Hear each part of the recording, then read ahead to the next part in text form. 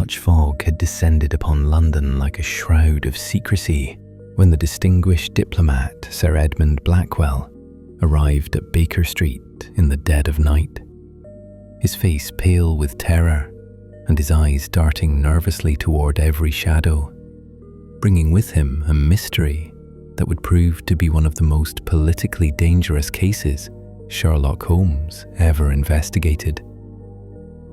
Holmes, who had been analysing cipher communications intercepted from a foreign embassy as part of his consultative work for the Foreign Office, work that would prove disturbingly relevant to our investigation, looked up with immediate concern as our visitor practically stumbled through the door, supported by his private secretary, a young man named Thomas Whitmore, who appeared equally distressed. Sir Edmund was perhaps 50 years old, impeccably dressed despite his obvious agitation, with the bearing of a man accustomed to diplomatic circles and international negotiations. But now that composed exterior had cracked completely, revealing raw fear beneath. "Mr. Holmes, Dr. Watson," he began, his voice trembling despite obvious efforts to maintain composure. "Someone is trying to kill me. Not through conventional means. No assassin's bullet, no poisoned drink, no staged accident. Something far more insidious, far more impossible to prove or prevent. I am being attacked by an invisible enemy, struck by afflictions that appear natural, but occur with such precision and timing that they cannot be coincidence. 3 times in the past month, I've collapsed during crucial diplomatic meetings, overcome by sudden illness that vanishes within hours, leaving no trace but causing catastrophic damage to negotiations I was conducting. My physicians find nothing wrong. My food and drink are tested and found pure. My rooms are searched and secured. Yet the attacks continue, always at the most critical moments, always disrupting Britain's most sensitive diplomatic efforts. Before I continue with this most sinister case, please subscribe to Detective Sherlock if you haven't already. Your support helps us bring these mysteries to life. Like this video, hit the notification bell, and let us know in the comments where you're watching from. Now, let us proceed with the chilling mystery of the diplomat's invisible enemy. Holmes rose immediately, his expression grave. "Sir Edmund, you said these attacks occurred during crucial diplomatic meetings. Describe the specific circumstances of each incident, the timing, the symptoms, the immediate aftermath." Sir Edmund sank into a chair, accepting the brandy I offered him before continuing. "The first incident occurred 3 weeks ago during negotiations with the German ambassador regarding naval agreements. We were discussing sensitive details about fleet positioning when I suddenly felt a wave of vertigo, followed by difficulty breathing and chest pain. I collapsed, was carried from the room, examined by physicians who found my heart racing, but could identify no cause. Within 2 hours, I had recovered completely, but the negotiations were ruined. The German delegation interpreted my collapse as either weakness or a theatrical display to avoid difficult discussions. The talks broke down entirely. The second incident, Holmes prompted, already making notes. 10 days ago, during a confidential meeting with representatives from the Ottoman Empire, we were finalizing trade agreements that would have secured British interests in the Middle East for decades. I was presenting the final terms when I experienced sudden, violent nausea and vomiting. Again, physicians could find no poison, no contamination of food or water, no medical explanation. But the Ottoman representatives were offended, suggesting I had consumed excessive alcohol before the meeting, a grave insult in their culture. The trade agreements were withdrawn. "And the third?" I asked, my medical instincts recognizing the pattern of symptoms, even as I struggled to explain their cause.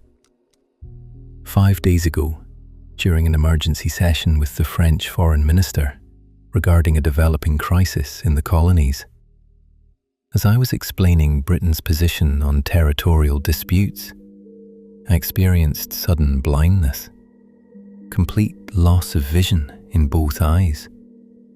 I couldn't see the documents before me, couldn't see the faces of those I was addressing. The meeting was abandoned, and by the time I was transported home and examined by specialists, my vision had returned perfectly. No damage to the eyes, no neurological cause they could identify. But the French interpreted my sudden blindness as a sign from God that Britain's position was unjust. They're quite superstitious about such things. The colonial crisis has escalated without resolution. Holmes paced before the fireplace, his hands clasped behind his back in the manner he adopted when confronting particularly complex problems. 3 separate incidents, 3 different symptoms: vertigo and cardiac distress, violent nausea, temporary blindness, all occurring during crucial diplomatic meetings, all vanishing without trace within hours, all causing catastrophic damage to Britain's international relations. This is not random illness, Sir Edmund.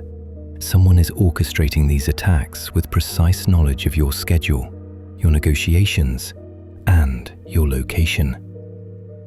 But how? Sir Edmund demanded, his fear giving way to frustration. My security is comprehensive. My food is prepared by trusted staff and tasted before I consume it.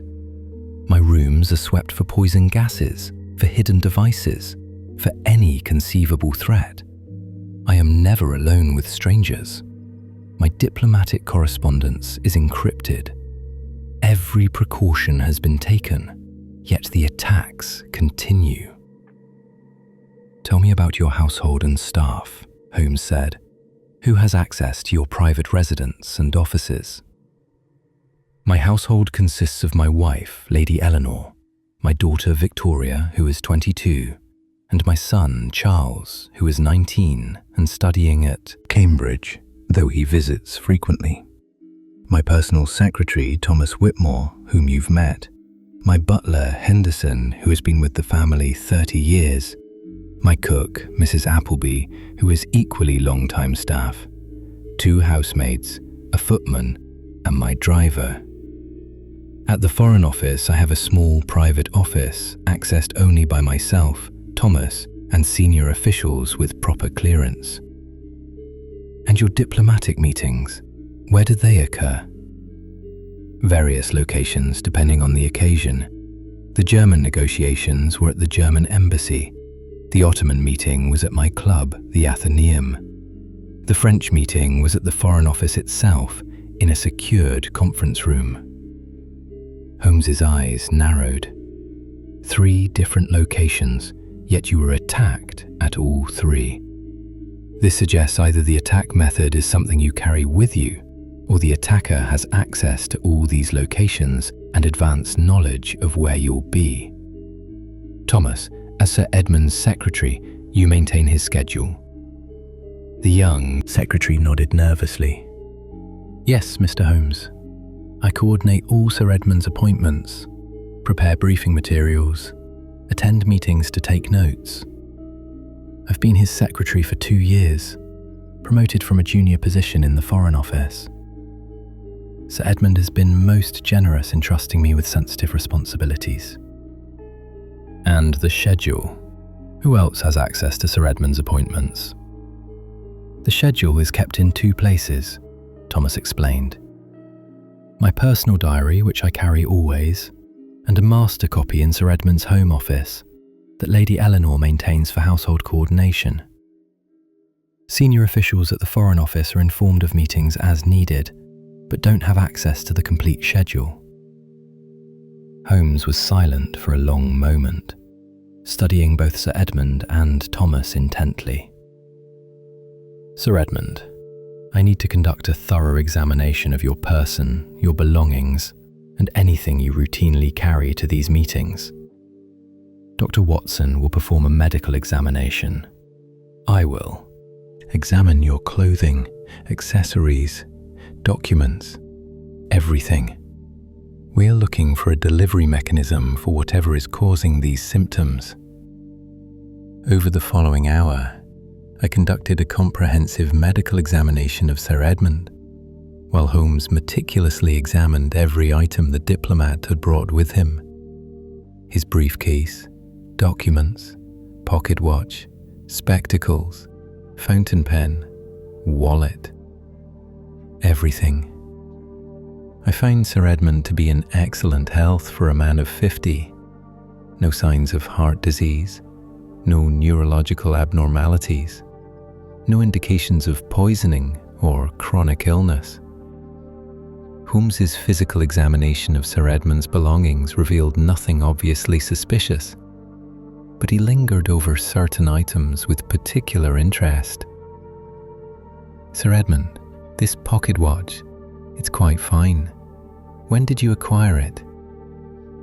A gift from the Foreign Secretary 2 months ago, in recognition of my diplomatic service. I've carried it daily since then. It keeps excellent time and has become rather indispensable. Holmes opened the watch carefully, examining its mechanism with his magnifying lens. After several minutes of intense scrutiny, he closed it and set it aside. And these spectacles? When did you begin wearing them? About 6 weeks ago. My eyesight has been deteriorating slightly. Natural aging, the physicians say. These were specially made by an optician in Harley Street, prescribed after a thorough eye examination. Holmes examined the spectacles even more carefully than the watch, holding them up to the light, studying the frames and lenses from every angle. The optician's name? Dr. Marcus Fenwick, highly regarded, recommended by the Foreign Office medical staff. Why do you ask? Holmes didn't answer directly. Instead, he turned to Thomas. Mr. Whitmore, when did Sir Edmund begin experiencing these attacks? What was the exact date of the first incident? Thomas consulted his diary. March 3rd, during the German negotiations. And Sir Edmund received the spectacles on what date? February 28th, I believe. Yes, I accompanied him to Dr. Fenwick's office for the final fitting. Holmes set down the spectacles with a deliberate motion that suggested he'd reached a crucial conclusion.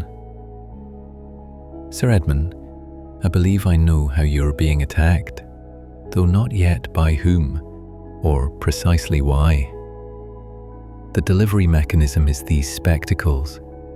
The lenses have been treated with a chemical compound, likely atropine or a similar substance, that is absorbed through the skin around the eyes when you wear them. The compound causes exactly the symptoms you've experienced: cardiac distress, nausea, temporary blindness. The symptoms appear suddenly when concentration of the chemical reaches critical levels, then vanish as your body metabolizes it. I was stunned. Poisoned spectacles. But wouldn't continuous exposure cause continuous symptoms? Why did the attacks occur only during specific meetings? Because, Holmes explained, the chemical absorption is accelerated by perspiration and heat. During stressful negotiations, Sir Edmund perspires more heavily, his body temperature rises, his skin absorbs the poison more rapidly. The attacks are timed not by external administration, but by Sir Edmund's own physiological response to diplomatic stress. The more important and tense the meeting, the more severe the attack. Sir Edmund removed the spectacles as if they were burning his fingers. But Dr. Fenwick prescribed these. He's a respected optician, recommended by the Foreign Office medical staff.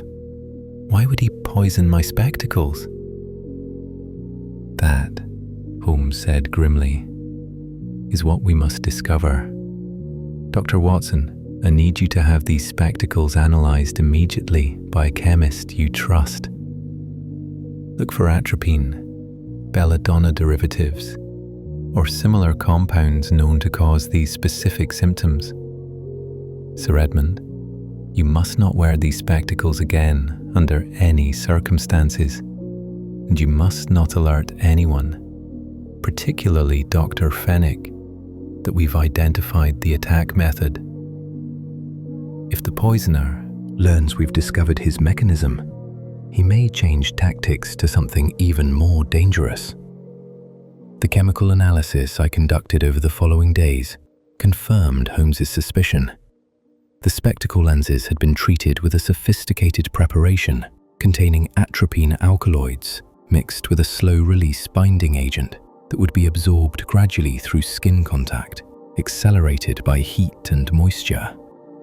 The concentration was carefully calculated, not enough to cause immediate symptoms or permanent damage, but sufficient to produce dramatic but temporary effects when absorption rate increased during stressful situations.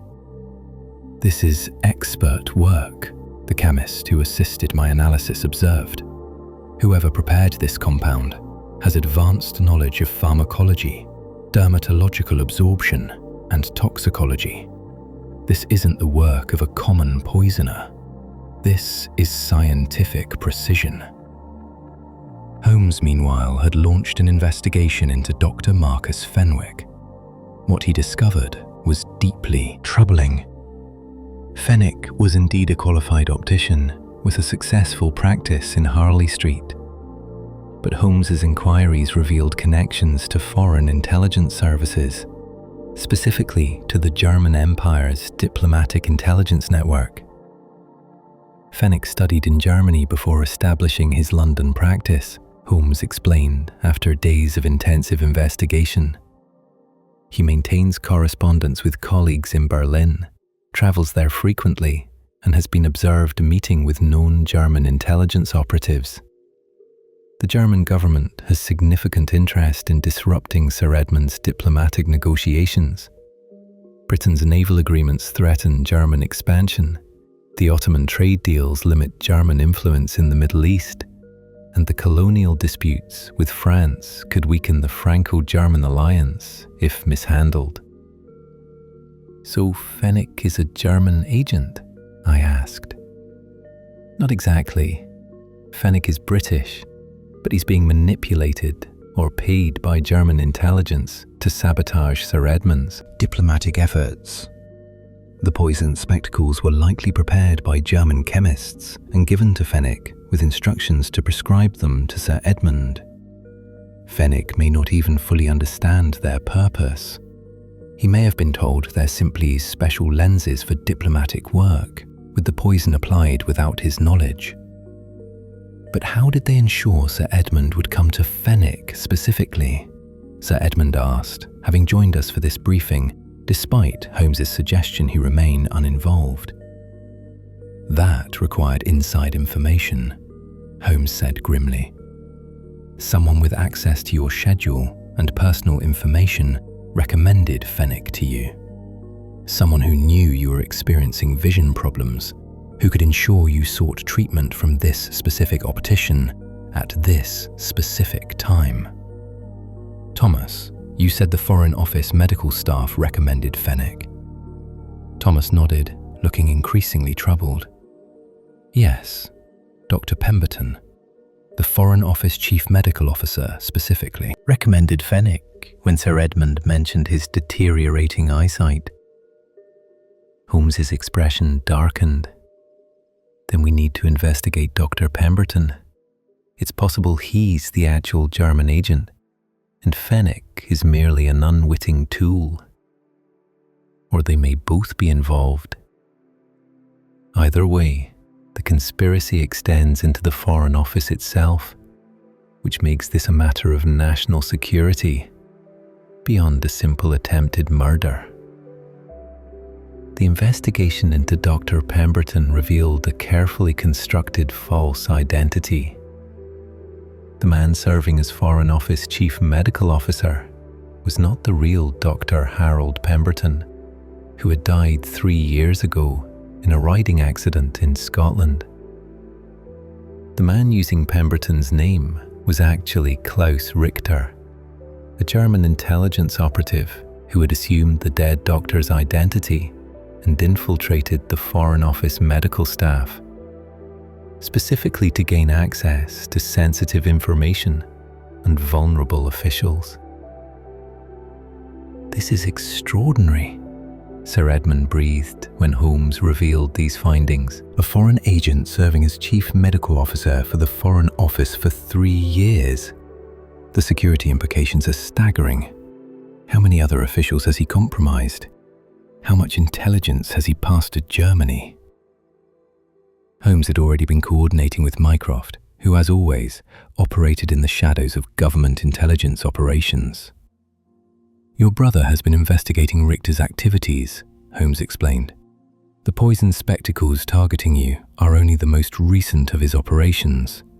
He's been systematically compromising British officials through medical means, providing treatments that cause subtle cognitive impairment, addictive medications that create dependencies he can exploit, and in your case, deliberately sabotaging crucial negotiations to benefit German interests. The arrest of Klaus Richter was conducted with utmost secrecy by agents working under Mycroft's direction. Richter was taken from his home in the early morning hours before he could alert his German handlers or destroy evidence. Simultaneous raids were conducted on his office at the Foreign Office and his private medical clinic. The evidence seized was damning. Richter had maintained detailed files on dozens of Foreign Office officials, their medical conditions, their medications, their vulnerabilities. He had prepared treatments designed to impair judgment, induce dependencies, cause strategic illnesses at crucial moments. Sir Edmund's case was merely the most dramatic example of a systematic campaign of medical sabotage targeting British diplomatic efforts. Dr. Marcus Fenwick, when confronted with evidence of his involvement, insisted he had no knowledge that the spectacles he prescribed were poisoned. Richter provided the lenses himself, Fenwick explained. He said they were a new type of lens, specially designed for diplomatic work, reducing eye strain during long negotiations. I prescribed them in good faith, never suspecting they'd been chemically treated. Richter said several Foreign Office officials were using them successfully. Holmes's investigation suggested Fenwick was telling the truth. He had been manipulated by Richter rather than being a conscious participant in the conspiracy. Nevertheless, his practice was investigated thoroughly, and several other officials who had received spectacles from him had their lenses analysed. 2 other pairs were found to contain chemical treatments, though less sophisticated than those in Sir Edmund's spectacles. Richter was experimenting, Holmes explained, testing different compounds, different concentrations, different delivery mechanisms. Sir Edmund's spectacles represented his most advanced work, perfectly calibrated to cause dramatic but temporary symptoms during high-stress situations without leaving detectable evidence. The diplomatic implications of the case were profound. Klaus Richter's activities had compromised numerous British officials and potentially influenced countless diplomatic negotiations over 3 years. The Foreign Office launched a comprehensive security review examining every official who had received medical treatment from Richter, reviewing negotiations that might have been compromised, and reconstructing the full extent of the intelligence breach. This explains several diplomatic failures we couldn't previously account for, Sir Edmund said during a briefing with Holmes and Foreign Office security officials. Negotiations that collapsed unexpectedly, officials who made uncharacteristically poor decisions, agreements that fell apart at crucial moments. We attributed these to bad luck or diplomatic missteps. Now we know they were deliberate sabotage, orchestrated by a foreign agent operating at the heart of our government. For Holmes, the case raised troubling questions about vulnerabilities in government security. Richter assumed a dead man's identity and operated undetected for 3 years, he observed. This suggests fundamental weaknesses in verification procedures, background checks, and ongoing security monitoring. If one agent could infiltrate so successfully, others may have done the same. The Foreign Office, and indeed all government departments, must implement far more rigorous verification of staff identities and continuous monitoring of those with access to sensitive information. The recommendations Holmes provided to Mycroft became the basis for comprehensive reforms in government security procedures. Identity verification was strengthened with multiple layers of documentation and regular re-verification. Medical staff serving government officials were subject to enhanced background checks and monitoring. Officials receiving any form of medical treatment were required to have medications and medical devices independently tested before use. Klaus Richter faced trial for espionage, attempted murder, and multiple counts of administering noxious substances. The trial was conducted partially in camera due to the sensitive nature of diplomatic intelligence involved. Richter was convicted on all charges and received a life sentence with no possibility of parole. The German government officially denied any knowledge of Richter's activities, claiming he was a rogue agent acting independently. However, diplomatic relations between Britain and Germany suffered significant damage. The poisoned spectacles case became a symbol of German duplicity and the lengths to which German intelligence would go to undermine British interests. For Sir Edmund Blackwell, the resolution of the case brought profound relief, but also lasting caution. I walked around for weeks with poisoned spectacles on my face, absorbing toxins with every wear, he reflected. Every important meeting, every negotiation, I was being systematically poisoned. My body turned against me by an invisible enemy I never suspected existed. The fact that this enemy was my own physician, someone I trusted completely, makes the betrayal even more disturbing. Holmes arranged for Sir Edmund to receive comprehensive medical treatment to eliminate any lingering effects of the atropine exposure. The good news is that atropine doesn't accumulate permanently in the body, I explained. Once you stopped wearing the poisoned spectacles, your system began clearing the toxin naturally. Any long-term effects are unlikely. But the psychological effects will last longer, Sir Edmund admitted. How can I trust my physician now? How can I trust any medical device prescribed to me?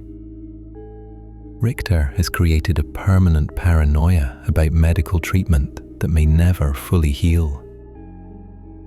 This was unfortunately true for many of Richter's victims.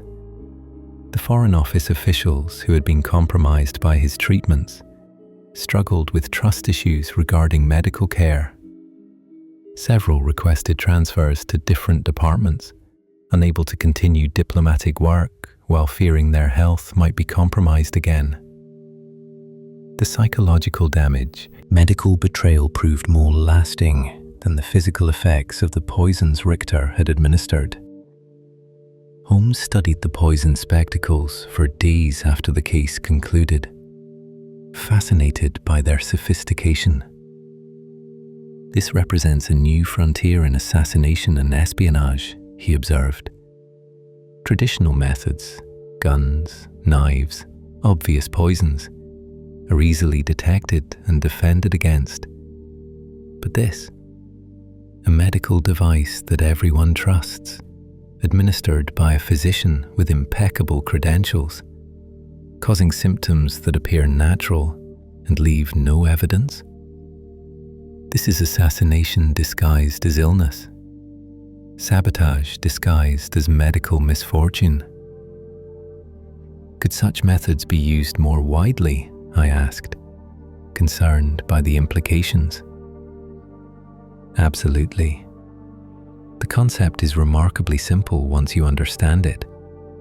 Take any item a target uses regularly. Treat it with chemicals that absorb through skin contact. Calibrate the dosage to cause desired effects at predicted times. Spectacles are merely one application. Fountain pens, gloves, handkerchiefs, any personal item could be weaponized similarly. The victim carries the poison themselves, administers it to themselves unknowingly, and the attacker never needs to be present at the moment of attack. Holmes wrote a detailed monograph on medical assassination methods that he distributed confidentially to government security services. The document outlined Richter's techniques, explained how various medications and medical devices could be weaponized, and provided recommendations for detecting and preventing such attacks. The monograph became required reading for security personnel protecting government officials and was classified top secret due to its detailed explanation of assassination methods. By documenting Richter's techniques and providing both a warning and potentially a blueprint, Holmes acknowledged, security services need to understand these methods to defend against them, but in explaining them so thoroughly, I'm also making it easier for future attackers to employ similar tactics. It's a troubling paradox. To prevent these attacks, we must first understand them, but understanding makes us complicit in their potential future use. The case influenced subsequent medical security protocols far beyond government circles. Hospitals and clinics implemented more rigorous tracking of medications and medical devices.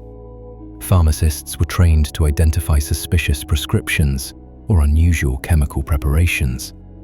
Opticians like Fenwick began independently testing lenses before dispensing them to patients, verifying that no adulterants had been added. Years after the case, I encountered Sir Edmund at a Foreign Office reception.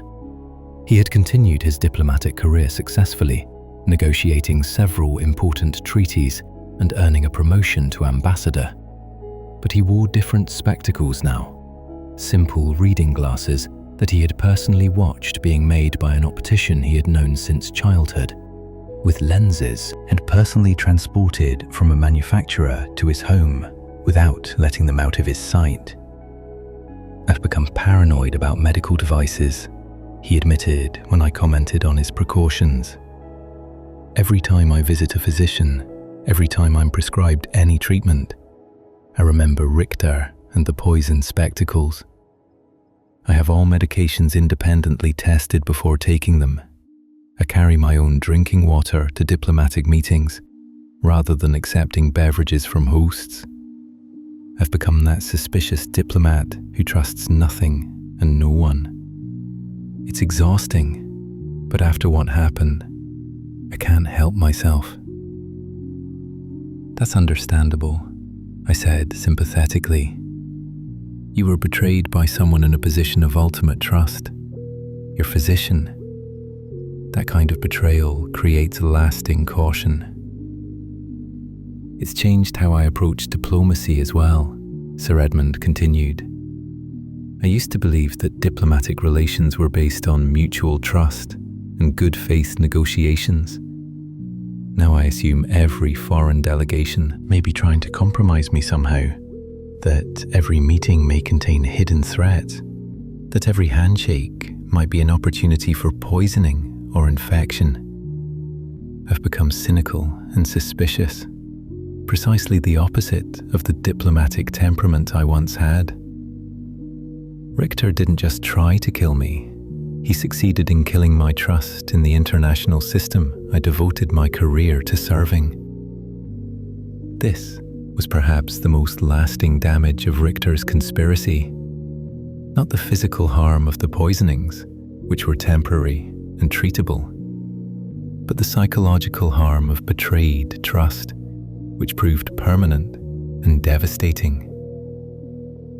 Officials who had been Richter's victims struggled to continue their work effectively when they could no longer trust physicians, medical treatments, or even their own bodies to function reliably during important moments. Holmes recognized this dimension of the case in his later writings. The invisible enemy is not just the poison or the poisoner, he wrote. The true invisible enemy is the erosion of trust that such attacks create. When a physician becomes an assassin, when medical treatment becomes weaponized, when the body itself becomes compromised by external agents using its natural functions against it, this creates a paranoia that lingers long after the physical threat has been eliminated. Victims of such attacks carry invisible wounds that never fully heal. The case of the diplomat's invisible enemy remained classified for decades after it occurred, with only sanitized versions appearing in my published accounts. The full details, including Richter's identity, his methods, and the extent of the Foreign Office compromise, were considered too sensitive for public knowledge. Even now, certain aspects of the case remain classified, particularly regarding other officials Richter compromised and diplomatic negotiations that may have been affected by his sabotage. But the essential lesson of the case has become public knowledge and influenced security protocols worldwide. Trust alone is insufficient protection against sophisticated threats. Verification, independent testing, continuous monitoring, and healthy skepticism are necessary safeguards in a world where invisible enemies can strike through the most trusted channels. The spectacles that nearly destroyed Sir Edmund's career and Britain's diplomatic interests now reside in the Black Museum at Scotland Yard, preserved as evidence of one of the most sophisticated assassination attempts in British history. They appear entirely innocuous, simple spectacles with wire frames and clear lenses, indistinguishable from thousands of similar pairs worn daily throughout London. But hidden in those lenses was a calculated toxin designed to turn the wearer's own body against him at moments of maximum stress, causing symptoms that would appear natural, while systematically destroying his ability to perform his diplomatic duties. They represent the invisible enemy, the threat that hides in plain sight, that strikes through trusted channels, that weaponizes the routine and familiar. Holmes's investigation exposed that invisible enemy and prevented further attacks, but the case left lasting scars on everyone involved. Sir Edmund never fully recovered his trust in medical professionals or diplomatic processes. Fenwick's reputation was destroyed despite his innocence of conscious wrongdoing, and he eventually closed his practice and retired in disgrace. The Foreign Office's institutional confidence was shaken by the revelation that a foreign agent had operated at its heart for years undetected. Some victories feel like defeats, Holmes reflected years later. We caught Richter, prevented further attacks, reformed security procedures, but we couldn't undo the damage already done. We couldn't restore Sir Edmund's trust or the Foreign Office's confidence. We couldn't prevent the diplomatic failures that occurred before we discovered the invisible enemy. The case was solved. Justice was served. But the scars remain. For my part, the case reinforced my belief in the importance of medical ethics and the sacred trust between physician and patient. Richter's abuse of his medical position, using his access to vulnerable patients to harm rather than heal, represented the ultimate betrayal of medical principles. Every physician takes an oath to do no harm, to prioritize patient welfare, to use medical knowledge only for healing purposes. Richter violated every aspect of that oath systematically and deliberately. The medical profession must police itself more rigorously, I wrote in a medical journal article about the case, carefully sanitized to avoid classified details. When physicians abuse their position for harm, whether for profit, ideology, or service to foreign powers, they undermine public trust in all medical professionals. We must implement stronger verification of medical credentials, more thorough background investigations of physicians serving in sensitive positions, and clear protocols for detecting and reporting suspected medical abuse. The reforms I advocated, informed by the Richter case, became standard practice in British medical regulation. Physicians serving government officials or in sensitive positions were subject to enhanced background checks and regular verification of credentials. Medical devices and medications prescribed to officials were independently tested before use. And most importantly, patients were empowered to seek second opinions and question treatments that seemed unusual or unnecessary. Trust but verify became the maxim guiding medical security protocols after the case. Physicians should be trusted as healers dedicated to patient welfare, but that trust should be accompanied by verification measures, ensuring the trust is deserved and the treatment is genuinely therapeutic rather than covertly harmful. The broader lesson of the case extended beyond medicine and diplomacy. Every aspect of life where trust is necessary, but vulnerability exists. Invisible enemies exist in every field, Holmes observed.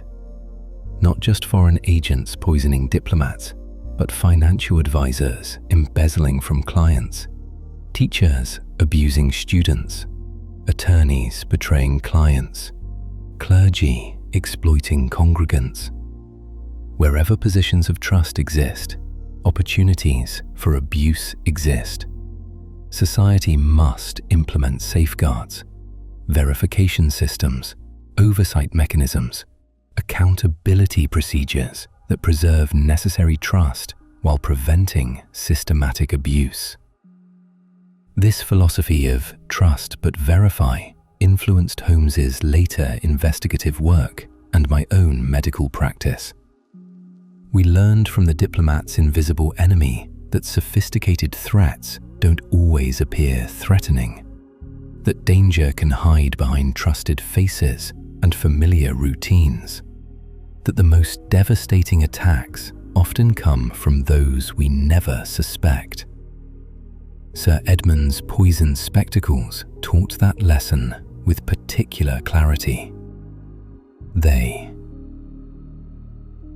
appeared completely ordinary, were prescribed by a trusted physician, and were used routinely for legitimate purposes, yet they contained a calculated poison that nearly destroyed their wearer. The invisible enemy was invisible precisely because it hid in plain sight, disguised as routine medical treatment, striking from within the trusted systems meant to protect rather than harm. The greatest trick of the invisible enemy, Holmes said, is to make himself visible, but disguised as a friend. Richter didn't hide in shadows. He worked openly as the Foreign Office Chief Medical Officer, trusted and respected. His weapon wasn't concealed. It was openly worn by Sir Edmund, accepted as helpful medical treatment. The invisibility wasn't literal, but conceptual. The enemy was present and visible, but not recognized as an enemy until too late. This insight influenced counterintelligence work for decades. Security services learned to look not just for suspicious outsiders, but for insiders whose positions of trust gave them access to harm. Background checks became more thorough, identity verification more rigorous, ongoing monitoring more comprehensive. The invisible enemy became visible through systematic verification of everyone in trusted positions. Years after the case concluded, Holmes received a letter from Klaus Richter, now serving his life sentence in prison. Richter wrote, seeking to explain his motivations and methods, apparently hoping Holmes would appreciate the sophistication of his techniques despite their malicious purpose. "I studied medicine specifically to develop these attack methods," Richter wrote.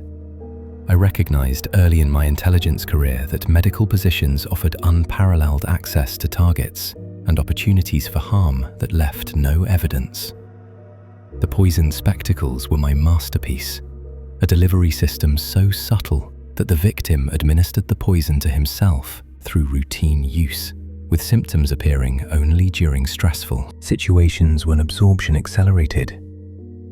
Sir Edmund literally poisoned himself with his own perspiration, his own body heat, his own stress responses. I merely created the conditions. His physiology did the rest." Holmes read this letter with cold disgust. Richter takes pride in weaponizing medicine and physiology, he said. He views human beings as mechanical systems to be manipulated, rather than as persons deserving ethical treatment. This is the mindset of the invisible enemy. Clinical detachment that treats harm as an intellectual puzzle, rather than a moral crime. Holmes drafted a response to Richter's letter, though he ultimately decided not to send it. The draft read, "Your sophistication in devising harm demonstrates intelligence without wisdom, technical skill without ethical foundation. You succeeded in creating an invisible enemy, but in doing so, you made yourself an invisible enemy to humanity. Someone who uses gifts of knowledge and position to harm rather than heal. Your imprisonment ensures you can harm no one else, but the damage you caused extends beyond your direct victims to undermine trust in the medical profession, in government security, in the possibility of ethical service. That damage is your true legacy, far more lasting and devastating than any individual poisoning you achieved." The case of the diplomat's invisible enemy remained one of Holmes's most politically significant investigations, though also one of the most troubling. It exposed vulnerabilities in government security that required comprehensive reforms, revealed the sophistication of foreign intelligence operations targeting British interests, and demonstrated the devastating effectiveness of medical sabotage when executed by someone with proper knowledge and access. But more fundamentally, the case illustrated the fragility of trust and the difficulty of protecting against threats that emerge from within trusted systems. Sir Edmund's invisible enemy was invisible, not because it was supernatural or technically beyond detection, but because it operated through channels where suspicion seemed inappropriate, through medical treatment by a trusted physician, through devices prescribed for legitimate purposes, through systems designed to protect rather than harm. Defending against visible enemies is straightforward, Holmes reflected. Guards, walls, weapons, vigilance. These suffice when the threat is external and obvious. But defending against invisible enemies, against threats that emerge from within trusted circles, that weaponize routine systems, that hide behind legitimate purposes, requires a different kind of vigilance. It requires the uncomfortable combination of trust and suspicion, of openness and security, of accepting help while verifying it's truly helpful. That uncomfortable combination became the new reality for diplomats, officials, and anyone in sensitive positions after the Richter case. The age of simple trust was over, replaced by an era of careful verification. Medical treatments were independently tested, physicians were thoroughly vetted, devices were examined before use, and healthy suspicion became a necessary survival skill rather than a character flaw. For Sir Edmund Blackwell specifically, the invisible enemy that attacked him through poisoned spectacles created lasting changes in how he approached both his health and his diplomatic work. He never wore prescribed spectacles again without independent verification of their safety, never accepted medical treatment without second opinions and independent testing, and approached every diplomatic engagement with awareness that invisible enemies might be present. Richter succeeded in making me paranoid, Sir Edmund admitted in a conversation years after the case. But perhaps paranoia is the only rational response when invisible enemies exist. The diplomat who trusts completely is vulnerable to exactly the kind of attack I experienced. The diplomat who trusts carefully, who verifies, who remains alert to hidden threats, that diplomat survives to negotiate another day. I'm a more suspicious, less trusting person than I was before Richter's attack. But I'm also a living person rather than a dead one, and my diplomatic career continues rather than ending in medical mystery and professional ruin. Holmes viewed this outcome with mixed feelings. We saved Sir Edmund's life and career, he said, but we couldn't save his peace of mind. The invisible enemy was defeated, but left invisible wounds, permanent wariness, lasting suspicion, the inability to trust as freely as before. These wounds are the true success of Richter's attack. Even in defeat, he achieved part of his goal, disrupting the diplomatic service by making its practitioners paranoid and distrustful. This observation captured the essential tragedy of the case. Holmes had solved the mystery, identified the invisible enemy, prevented further attacks, and brought the perpetrator to justice. By every measurable standard, the case was a success. Yet Sir Edmund and other victims carried lasting damage that no investigation could undo, no justice could heal, no security reforms could prevent. The invisible enemy had been made visible and defeated, but the scars of invisibility remained. Trust once broken is difficult to repair. Confidence once shattered is slow to rebuild. Safety once violated leaves lasting fear, even after security is restored. These psychological consequences were Richter's true weapon, more devastating and longer lasting than the poisons he administered. Some cases can't truly be solved, Holmes concluded, because the damage isn't limited to the specific crime, but extends to the fundamental relationships and assumptions that make society function. Richter didn't just attack Sir Edmund. He attacked the trust between physicians and patients, between officials and their support systems, between diplomats and the medical infrastructure they depend on. Exposing and stopping Richter addressed the immediate threat, but couldn't undo the broader damage to trust and confidence. The case remains relevant today as threats continue to evolve and invisible enemies find new methods